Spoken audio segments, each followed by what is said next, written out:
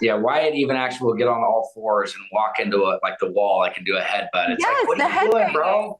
Right. Yeah, the head banging. Delilah never did that, so No. that was a new one for us. Talk about present day. I mean, what is life like with two kids running around? I know they're both small, so it's not easy. No, I mean, look, I wouldn't change it. I love the life I have today. I got a beautiful wife, Ashley. I got two amazing children. I got Delilah and Wyatt. Delilah's 5 and Wyatt's 1. Hi, wife's peeking on me. It's just a very amazing life. I mean, being in recovery and living the life that I have today, I never thought it would be what it is. I'm just so grateful to have the life that I do. Definitely. What's the biggest parenting challenge that you're facing at the moment? Oh my gosh, the biggest parenting challenge it'd probably be Wyatt. His temper tantrums are definitely very challenging right now. Delilah is actually an amazing kid. She's actually very easy to deal with and super, super fun to be around. And I mean, they're both great kids, but Wyatt's temper tantrums are definitely a challenge. Yeah, I have an older daughter and a younger son as well. And my son, I think, is like the same age as your son. He's 17 months. And it's just like, it's so different between boys and girls. The temper tantrums, and he gets so frustrated. It's so funny. It is. Yeah, Wyatt even actually will get on all fours and walk into the wall. I can do a headbutt. It's yes, like, what are you doing, bro? Yeah, the head banging. Delilah never did that, so that was a new one for us.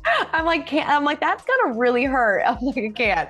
Are you planning on having more kids in the future? We've honestly, we're open to it. We may want one more. Yeah. Definitely. I know it's and once they get out of that baby stage, you're like, oh, I miss those snuggles. Mm-hmm. But it's also right now, it's kind of we're like, do we really? Because Wyatt has its moments, and this is a very challenging age between 12 months to 18 months when they're trying to communicate. They know what they want, but they don't know how to explain it. It can become very challenging. But like I said, having kids is incredible. It really is. It really is. Definitely.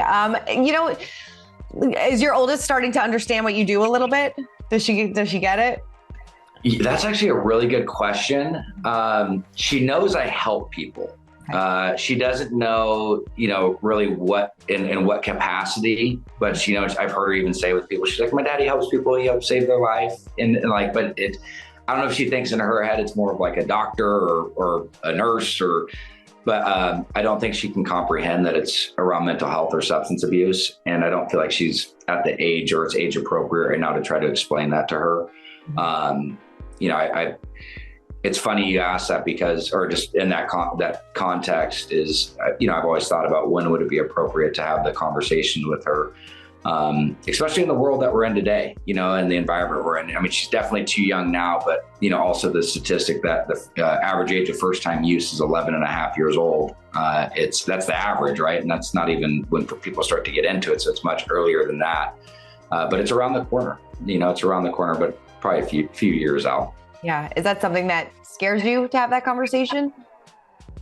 No, it really doesn't. I mean, I've done so much work on myself and I feel like I'm really equipped and I'm really, grateful I have the tools and the resources that I do today, because just when I was younger, when I went through what I went through, there was not nearly the resources or the accessibility that there is today.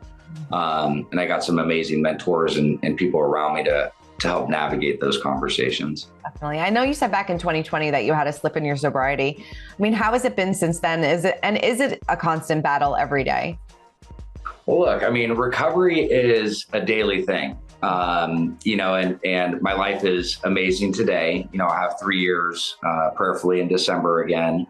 But yeah, it's a day-to-day thing. And I wouldn't say it's a daily challenge every day. I mean, I have a saying that I like to stick by is as long as I have consistency and structure in my life, that creates safety. And I think we can relate to that even having kids, right? When your kids are in routine, they have their naps, they have their lunch, they have their meals, they tend to do a lot better. But when that's thrown out of course, they kind of go out of whack. And that's how it is for people in recovery. I have to have a regimented schedule. That's what works for me. It's not for everybody.